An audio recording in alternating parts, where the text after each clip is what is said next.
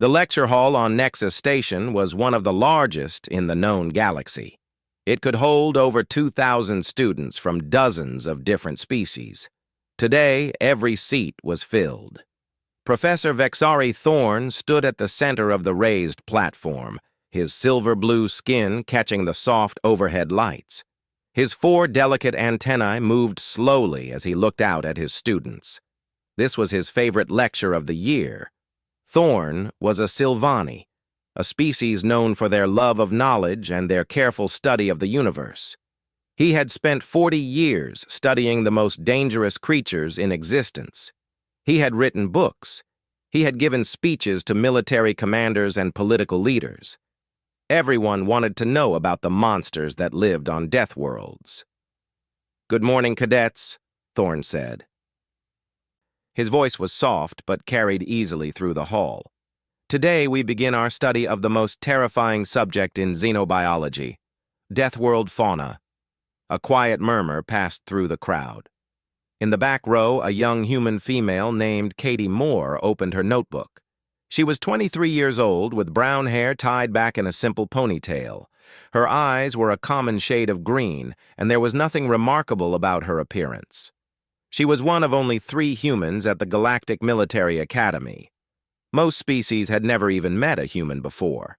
Sitting next to Katie was her roommate, a Trivian named Shimmering Dawn. Trivians were beautiful creatures made of living crystal. They were delicate, peaceful, and deeply emotional.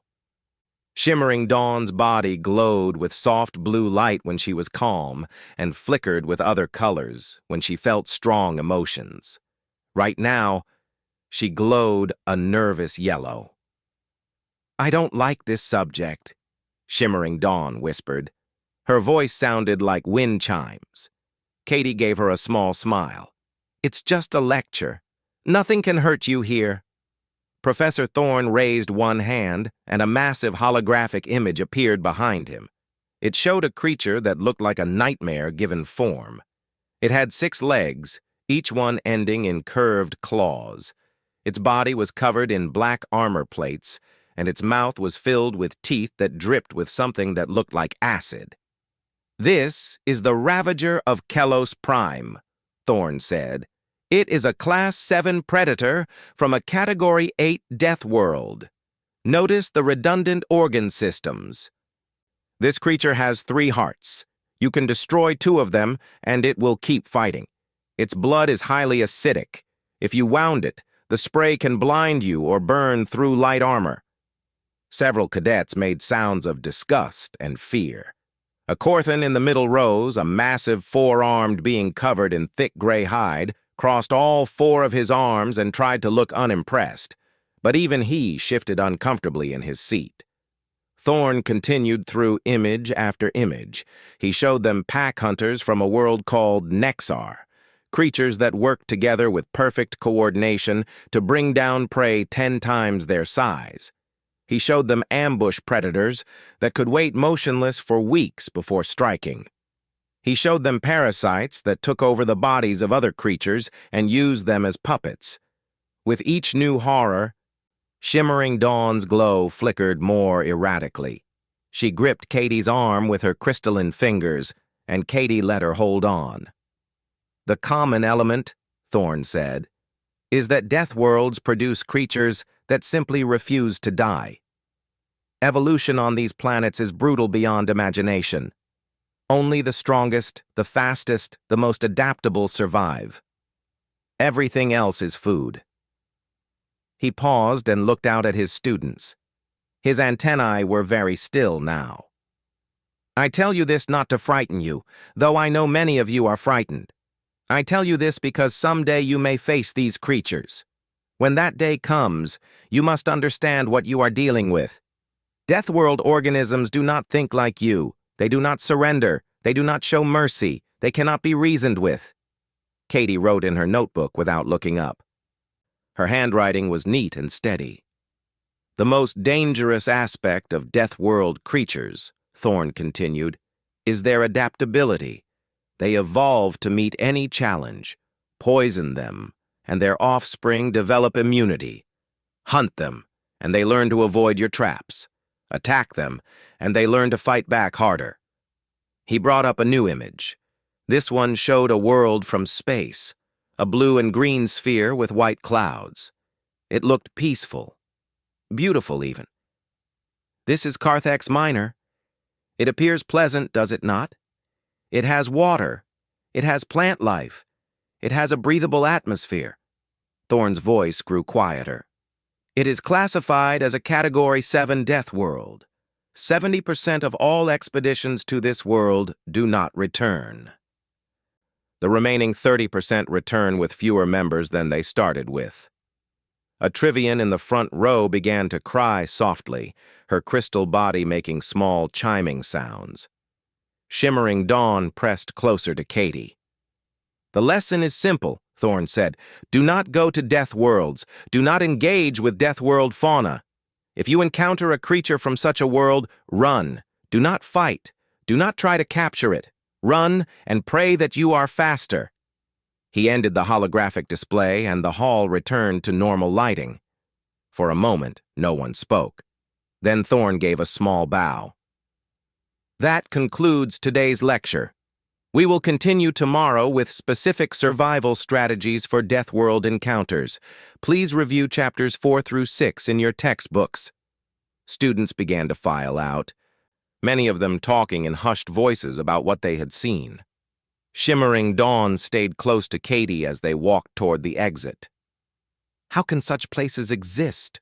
Shimmering Dawn asked. How can anything live there? Katie was quiet for a moment. Then she shrugged. Life finds a way, I guess. It always does. You seem calm, Shimmering Dawn observed. Did the images not disturb you? Katie considered the question. I suppose I've seen worse, she said simply. Shimmering Dawn's glow flickered with confusion. Where could you possibly have seen worse than that? But Katie just smiled and changed the subject, asking about their next class. As they walked through the curved hallways of Nexus Station, neither of them noticed Professor Thorn watching from the doorway of the lecture hall. His antennae were pointed directly at the human cadet, and there was something in his large, dark eyes that might have been curiosity. Humans were such a new species in the galactic community. They had only achieved faster-than-light travel 40 years ago. They were considered primitive, harmless, and mostly unremarkable. The galaxy had welcomed them the way one might welcome a child to an adult gathering, with polite condescension and little real interest. Professor Thorn had never paid much attention to them before. But something about the way Cadet Moore had sat through his lecture, calm and unmoved while every other species in the room trembled with fear, made him want to learn more. He made a mental note to look up Earth's file when he returned to his office. 3 weeks passed at the Galactic Military Academy. Katie attended her classes, completed her assignments, and kept mostly to herself. She ate meals with Shimmering Dawn and sometimes studied with a few other cadets who did not seem to mind her presence. Most species at the Academy ignored humans entirely. They were too new, too unimportant, too primitive to matter. The quarterly survival assessment was announced on a cold morning in standard galactic time. All cadets would be transported to a jungle moon called Verith 4. They would be divided into squads and required to navigate hostile terrain while avoiding simulated threats. The exercise would last 3 days. Katie was assigned to Squad 7. Her squad leader was Lieutenant Commander Serath Vol, an Aelori nobleman with pale golden skin and eyes that shimmered like liquid metal. The Aelori were considered one of the most advanced species in the galaxy. They had been traveling between stars for over 10,000 years. They looked down on almost everyone. The other squad members were Shimmering Dawn and a Korthan named Grumvik. Grumvik was enormous, standing nearly 3 meters tall with 4 muscular arms and thick gray skin that could stop most small weapons. He was loud, proud, and convinced that his strength made him superior to everyone else. Serath looked at his squad with obvious disappointment. A Trivian, a Korthan, and a human, he said slowly. The universe tests me." Katie said nothing. She checked her equipment and made sure her pack was properly balanced. She had learned long ago that words rarely changed minds. Actions did. "Human," Sarath said, pointing at her. "You will carry the extra supplies. Stay at the back and try not to slow us down." "Yes, sir," Katie replied. Her voice was calm and neutral. Grumvik laughed, a deep rumbling sound. "Good. Let the small one carry the bags. I will lead us to victory with my strength." Shimmering Dawn glowed a worried purple. She knew Katie was being treated unfairly, but she was too timid to speak up. Katie gave her a small, reassuring nod. They were dropped on Verith 4 at dawn. The jungle was thick and humid, filled with strange sounds and stranger shadows. The air smelled of rotting vegetation and something sweet that Katie could not identify. She adjusted her pack and followed her squad into the green darkness. For the first 2 hours, everything went well. Sarath led them along a path he had downloaded to his navigation device. Grumvik pushed through the undergrowth with his massive body, clearing the way. Shimmering Dawn stayed close to Katie, her glow dim with anxiety. Then the attack came. The training drones burst from the trees without warning. They were programmed to simulate predator attacks, moving fast and striking hard. They would not cause permanent damage, but they would hurt. And if they tagged you, you were considered dead for the exercise. Sarath froze. His liquid metal eyes went wide, and his body locked up completely. The Allori were brilliant, advanced, and sophisticated, but they had not faced real danger in generations. Their instincts had dulled. Grumvik roared and swung his 4 arms wildly. He hit nothing. The drones were too fast, too coordinated. One of them tagged his leg and a shock ran through his body. He stumbled and nearly fell. Shimmering Dawn screamed, a sound like breaking glass. Her crystalline body began to crack from pure stress, hairline fractures spreading across her arms and chest. Katie moved. She did not think. She did not plan. Something deep inside her, something old and primal, took over. Her body knew what to do even when her conscious mind had not yet caught up. She grabbed a fallen branch and swung it in a tight arc, knocking the first drone out of the air. Before it hit the ground, she had already turned and thrown her pack at the second drone, tangling its rotors. The third drone dove at her face, and she caught it with her bare hand, ignoring the shock that ran up her arm, and slammed it into a tree trunk. The fourth drone came from behind. Katie dropped flat, rolled, and came up with a rock in each hand. She threw them both at the same time. The first rock missed. The second one hit the drone dead center and sent it spinning into the bushes. 17 seconds. That was how long the entire fight lasted. Katie stood in the middle of the clearing, breathing hard but steady. Her hands were scratched, and one of them was bleeding slightly from the drone she had grabbed. She did not seem to notice. She turned to Shimmering Dawn first. The Trivian was on the ground, her body flickering with unstable light, cracks spreading across her form. "Dawn, look at me," Katie said firmly. "Look at me. You're okay. The danger is over." She pulled a tube of emergency adhesive from her pack and began carefully filling the cracks in Shimmering Dawn's crystalline body. Her hands were gentle but quick. She had never done this before. But she worked as if she had done it 100 times.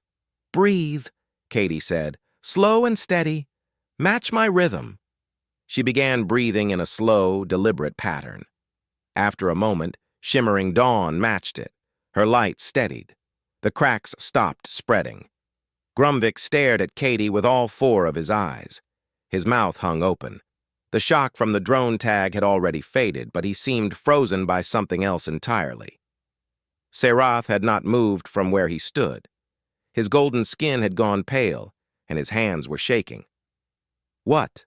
Grumvik finally said. "Was that?" Katie looked up from her work on Shimmering Dawn's cracks. "What was what?" "That." Grumvik pointed at the destroyed drones, at the clearing, at Katie herself. "You moved like Like nothing I have ever seen. You did not hesitate. You did not panic. You just attacked. Katie shrugged. The drones were a threat. I dealt with them. You dealt with 4 combat drones in less than 20 seconds, Grumvik said slowly, with a stick and some rocks. The stick was good and solid, Katie said, as if that explained everything. Far away, in an observation room on Nexus Station, Professor Thorne watched the recording from the jungle moon. He had been monitoring all the squads, but something had drawn his attention to Squad 7. Now he sat perfectly still, his antennae rigid with shock. He watched Katie move. He watched her fight. He watched the way her body shifted from relaxed civilian to something else entirely, something fluid and deadly and utterly without fear. He had seen movements like that before. In his lectures, in his research, he had seen predators move like that.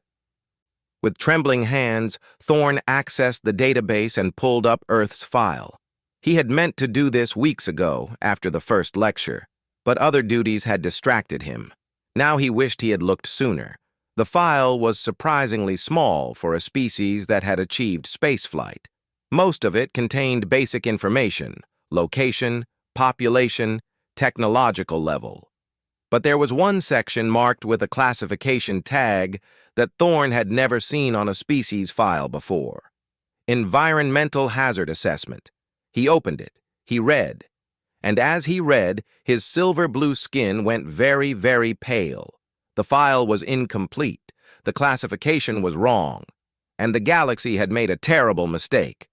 Thorne stood up from his chair and walked quickly toward the commandant's office. His hands were still shaking. The human cadet was not remarkable despite coming from a primitive world. She was remarkable because of where she came from, and the galaxy needed to know. Commandant Jira Voss was ancient, even by the standards of her species. The Mathani communicated through patterns of bioluminescent light that rippled across their translucent bodies. Voss had led the Galactic Military Academy for over 200 years. She had seen empires rise and fall. She had trained soldiers from 1,000 worlds. Very little surprised her anymore. Professor Thorne surprised her. He stood in her office, his antennae vibrating with barely contained urgency. He had never requested an emergency meeting before. He was known for his calm, his patience, his careful approach to everything. Seeing him like this made Voss's body flicker with concern. "Show me," she said simply. Thorne connected his datapad to her display system. The first image that appeared was Earth, the same beautiful blue and green sphere he had shown in his lecture about Carthex Minor. It looked peaceful, inviting, safe. "This is the human homeworld," Thorne said. "When they made first contact with the galactic community 40 years ago, our assessment teams classified it as a Class 2 garden world. Mild climate, abundant resources, no significant dangers." Voss's light patterns shifted to indicate confusion. "I remember the reports. They were considered fortunate to have evolved on such a pleasant world." "The reports were wrong," Thorne said. "The assessment teams spent 3 days on Earth. They visited a controlled area that the humans had prepared for them. They saw parks, cities, and domesticated animals. They did not see the truth." He changed the image. Now the display showed a massive creature covered in brown fur with a mouth full of teeth and claws that could tear through metal. "This is called a bear," Thorne said. "It is a common predator on Earth. Humans share territory with these creatures. They go camping in areas where bears live, for recreation." Voss's patterns flickered with disbelief. That creature could kill a Corthan. "Yes, and it is not even close to the most dangerous thing on Earth." Thorne pulled up more images. A great white shark with rows of serrated teeth. A crocodile, ancient and armored, wading in dark water. Packs of wolves running across frozen landscapes. Venomous snakes coiled in tall grass. "Earth has over 8 million species of animals," Thorne continued. A significant percentage of them are capable of killing humans. Many of them actively try, and yet humans do not hide from these creatures. They hunt them. They study them. Some humans keep smaller predators as pets. Voss was silent for a long moment. Then she asked the question that Thorn had been dreading. What is Earth's actual classification? Thorn took a deep breath. Based on my analysis, Earth should be classified as a Category 12 Deathworld. The Commandant's entire body went dark with shock. The scale only goes to 10. I know. Earth exceeds the scale. Thorn began listing factors, his voice growing more intense with each one. Gravity is 1.2 times galactic standard. The atmosphere is 21% oxygen, which is corrosive to most species and highly flammable. The planet's star emits dangerous levels of radiation. Earth experiences constant geological activity, including earthquakes and volcanic eruptions. Weather systems include hurricanes, tornadoes, and electrical storms that would devastate most colonies. He paused to catch his breath. The temperature range is extreme. Some areas reach 60 degrees above zero. Others drop to 90 below. Humans live in both. They have adapted to every climate, every terrain, every environment their world has to offer. Voss's light patterns were now a deep red, indicating alarm. How is this possible? How did they survive? They are persistence predators, Thorn said quietly. On most worlds, predators rely on speed or strength or ambush tactics. Humans do not. They evolved to hunt by exhaustion. They would pick a target and follow it. Not faster than their prey, just steadier. They would walk after it for hours, for days if necessary, until the prey collapsed from exhaustion. Then they would kill it. He showed another image.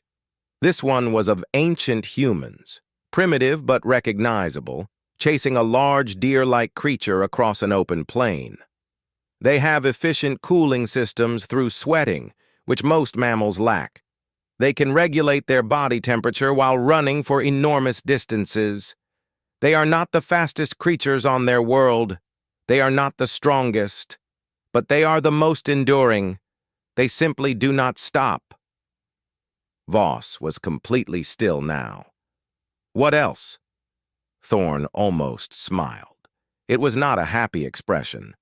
They are pack hunters with sophisticated social structures. They form bonds quickly and maintain them fiercely. They will risk their lives for others in their group without hesitation. They call this loyalty. He pulled up another set of data. Their immune systems are constantly at war with millions of microscopic organisms. Their bodies are battlegrounds. Every day, a human fights off infections that would kill most other species. They do this without conscious thought. They don't even notice. Their bones heal when broken. Their skin regenerates when cut. They can lose significant amounts of blood and continue fighting.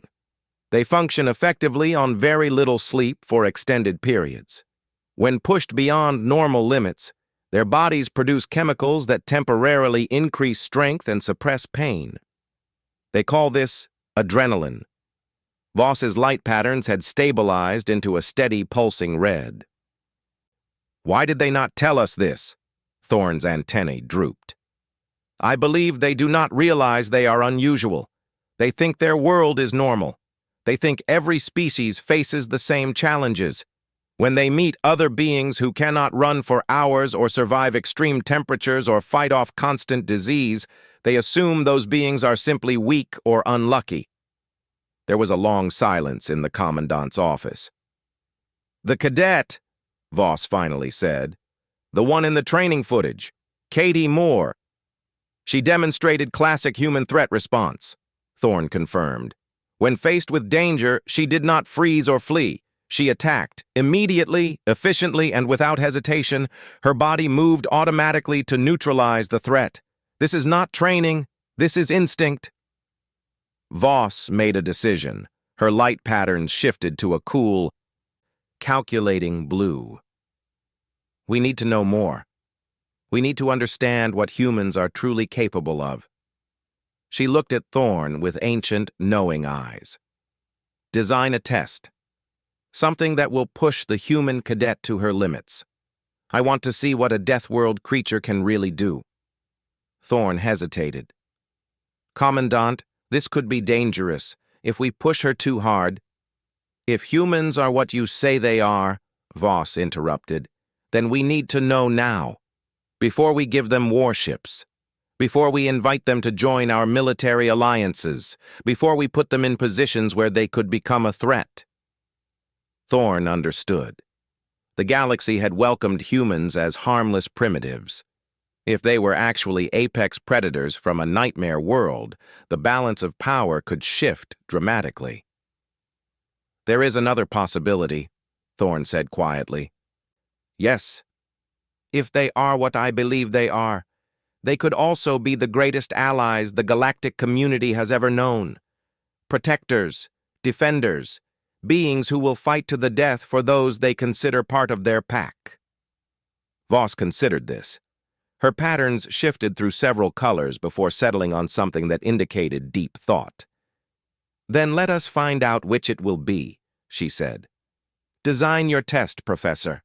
Let us see the truth of humanity. Thorn bowed and left the office. As he walked through the corridors of Nexus Station, he thought about Katie Moore. He thought about her calm expression during his lecture. He thought about the way she had moved in the jungle. He thought about what it meant to evolve on a world where everything was trying to kill you. And he wondered if the galaxy was ready for the answer. The mission briefing came 3 days later. Squad 7 was called to a small conference room where a stern-faced officer explained the situation. There was an emergency on a mining moon called Verith 9. The atmospheric processor had failed. Without it, the air would become unbreathable within 6 hours. A repair team was needed immediately. Squad 7 was chosen. Katie listened carefully to the briefing. Something felt wrong. The assignment was too sudden, too urgent, and the details were too sparse. But she kept her concerns to herself. Orders were orders. They arrived on Verith 9 by shuttle. The moon was cold and gray, with thin air that smelled of chemicals and rust. The mining facility was abandoned except for emergency lights that cast long shadows across empty corridors. Sarath checked his equipment readings. His face went pale. The atmospheric processor is failing faster than projected, he said. We have less than 6 hours of breathable air. The repair manual says this type of system requires 8 hours minimum to fix. Grumvik's 4 arms dropped to his sides. That is impossible. We cannot repair it in time. Shimmering Dawn's light flickered with fear. We are going to die here. Katie walked past them toward the processor chamber. Then we better get started. The processor was enormous, a massive machine that took up an entire building. It hummed and wheezed, struggling to filter the poisonous atmosphere of the moon into something beings could breathe. Katie could see the problem immediately. Multiple systems had failed at once. Filters were clogged, pumps were broken, and the main filtration membrane had torn. She opened her toolkit and started working. For the first hour, she directed the others. Sarath had technical knowledge even if he lacked practical skills. She used him to read schematics and identify components. Grumvik had strength. She had him remove heavy panels and hold parts in place while she worked. Shimmering Dawn's crystalline body could fit into tight spaces. Katie sent her to check connections and clear debris from small openings.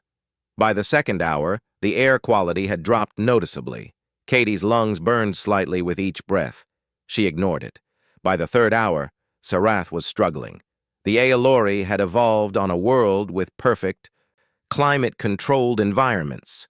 His body was not designed for stress. He sat down against a wall, breathing hard, his hands shaking too much to be useful. I cannot continue, he gasped. I am sorry. Katie nodded without judgment. Rest. Conserve your air. By the fourth hour, Shimmering Dawn's light had grown dim. Trivians were sensitive to atmospheric conditions. The failing air was affecting her badly. Katie made her sit next to Sarath. "Stay still," Katie told her. "Slow your metabolism. Think calm thoughts." By the 5th hour, Grumvik collapsed. The massive Korthan fell to the ground with a crash that shook the building. His gray skin had turned a sickly pale color. His forearms twitched weakly. "Cannot breathe," he managed. Katie checked her oxygen meter. She had been rationing her own supply, taking small, shallow breaths, moving efficiently to conserve energy. She still had half a tank left. She disconnected the tank from her suit and attached it to Grumvik's. "What are you doing?" Sarath asked, his voice weak. "He's bigger," Katie said simply. "He needs more air than I do. I can work without the tank for a while." She turned back to the processor and kept working. The next 2 hours were a blur of pain and focus. Katie's vision narrowed until she could only see the component directly in front of her. Her hands moved automatically, guided by instincts she did not fully understand. Her fingers bled where sharp metal had cut them. She wrapped them with strips from her uniform and continued. Her lungs screamed for oxygen. Her muscles burned with lactic acid. Her body wanted to stop, to rest, to give up. She did not give up. On Earth, her ancestors had chased prey across vast plains for days without rest. They had climbed mountains, crossed deserts, survived ice ages. They had fought predators with sticks and stones. They had refused to die even when the entire planet seemed designed to kill them. Katie was their daughter. Giving up was not in her blood. At hour 7, she could barely see. Hypoxia was affecting her brain. She made a mistake, connected a wire to the wrong terminal, and had to undo her work and start over. She cursed quietly under her breath, the first sign of frustration she had shown. At hour 8, she finished the primary repairs. The processor coughed, sputtered, and began to hum with new energy. Fresh air started flowing through the facility. But it was not over. The system needed calibration. The filters needed adjustment. A dozen small tasks remained before the air would be truly safe. Katie worked through hour 9, through hour 10. She did not stop for water or food or rest. Her body operated on reserves she did not know she had. Chemicals flooded her system, suppressing pain, sharpening focus, keeping her moving. At hour 11, she finished. The atmospheric processor was fully operational.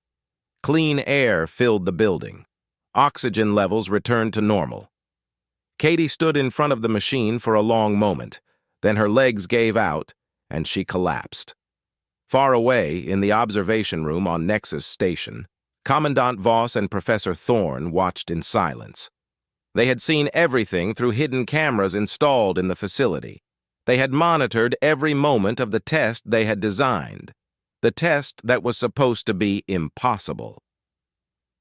Voss's light patterns were shifting through colors that Thorne had never seen before. She did not speak for a long time. "She gave her oxygen to the Korthan," Voss finally said. "Yes. She worked for 11 hours without rest in an atmosphere that should have killed her." "Yes. She completed a task that our engineers said could not be done in the time available." "Yes." Voss turned to look at Thorne. Her patterns settled into something that looked like respect mixed with fear. "What are they, Professor?" Thorne watched the screen, where Katie lay unconscious on the floor of the processor chamber while her squad mates began to stir around her. He thought about everything he had learned, about death worlds, about persistence hunters, about creatures that evolved to never, ever stop. "They are survivors," he said quietly. "They are protectors. They are beings who will destroy themselves to save others." He paused. "They are exactly what the galaxy needs, and exactly what the galaxy should fear." "And which will it be?" Voss asked. "Friends or threats?" Thorne shook his head. "That depends on us, on how we treat them, on whether we earn their loyalty or their anger." He pointed at the screen where Grumvik was now awake and crawling toward Katie's unconscious form with clear concern on his face. She gave him her air, Thorn repeated. She did not have to. It would have been logical to keep it for herself, but she chose to share it, even though it might have killed her. Why? Thorn's antennae moved in a pattern that indicated deep thought. Because he was part of her pack, Thorn said, and humans do not abandon their pack. Ever. Voss was silent for a very long time. Send medical teams, she finally ordered, and prepare a commendation for Cadet Moore. Whatever she is, she has earned our respect today. Thorn bowed and began giving orders, but his eyes remained on the screen, watching the human cadet who had done the impossible. The galaxy had underestimated humanity. It would not make that mistake again. Katie woke up in the medical bay of Nexus Station. The lights were soft, and the bed beneath her was comfortable. Her hands were wrapped in clean bandages, and her lungs no longer burned when she breathed. She felt tired, but alive. She turned her head and saw Professor Thorn sitting in a chair beside her bed. His silver-blue skin looked pale, and his 4 antennae were very still. He was watching her with an expression she could not read. "How long was I out?" Katie asked. Her voice was rough. 14 hours, Thorn replied. Your body shut down to recover from the stress. The medical team said you pushed yourself far beyond what should have been physically possible. Katie shrugged, then winced at the movement. The job needed to be done. Yes. Thorn was quiet for a moment. Your squad mates are all fine. Grumvik has been asking about you constantly. He seems different than before. More humble.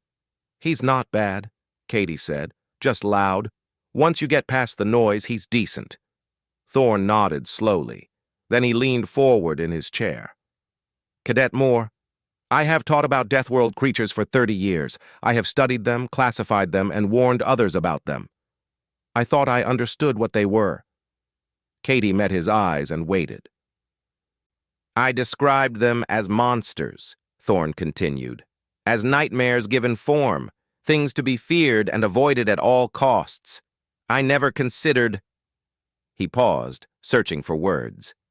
I never considered that a Deathworld creature might choose to be kind, that it might give its oxygen to a stranger, that it might work itself to exhaustion not to survive, but to save others. We're not monsters, Katie said quietly. We're just people trying to get by. Same as everyone else. No, Thorn shook his head firmly. You are not the same as everyone else. Your biology, your capabilities, your potential for violence, all of it is beyond what most species can imagine. You are terrifying, Cadet Moore. Truly, deeply terrifying. Katie did not look away. I know. But perhaps, Thorn continued slowly, that is exactly why the galaxy needs you. Not despite what you are, but because of it. He stood up and walked to the window that looked out into space.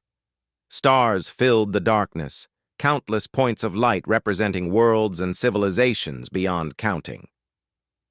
The galaxy is not a safe place, he said. There are threats out there that most species cannot face. Predators, tyrants, forces that care nothing for peace or diplomacy. For thousands of years, we have tried to hide from these threats. We have built walls and weapons and treaties, all designed to keep the darkness at bay. He turned back to Katie. But walls can be broken. Weapons can fail. Treaties can be betrayed. What we have always needed is something else, something willing to stand in the gap, something dangerous enough to make the darkness think twice. Protectors, Katie said. Yes. Thorn's antennae moved in a pattern that indicated agreement. Guardians, beings so dangerous that their protection actually means something. Beings who will fight to the death for those they call friends. Katie was quiet for a long moment. Then she said something that Thorn did not expect. On Earth, we have a saying, no one gets left behind. What does it mean? It means exactly what it sounds like. You protect your people, your squad, your friends, your family. You don't abandon them, no matter how hard things get. You don't calculate odds or measure risks. You just stay. You fight. You help, because that's what you do. Thorn considered this. Even when it might kill you? Katie smiled. It was a small smile, tired and honest. Especially then, that's when it matters most. There was a knock at the door. Shimmering Dawn entered, her crystalline body glowing bright with relief and joy. Behind her came Grumvik, who had to duck to fit through the doorway. Even Sarath was there, standing awkwardly at the back, his liquid metal eyes avoiding Katie's gaze. Katie! Shimmering Dawn rushed to the bedside, her light flickering through every color of happiness. You are awake! We were so worried! Grumvik pushed forward. Small human, you saved us all. I, Grumvik of the Stone Mountains, owe you my life. He placed all 4 of his massive hands over his chest. I was wrong about you. Wrong about your species. You have the heart of a warrior. Katie laughed, a genuine sound that made her wince again. Thanks, big guy. You're not so bad yourself. Sarath stepped forward reluctantly. The proud Elori nobleman looked uncomfortable, but he spoke anyway. Cadet Moore, I treated you unfairly. I assumed you were less because your species was new to the stars. I was wrong. He bowed his head. I apologize.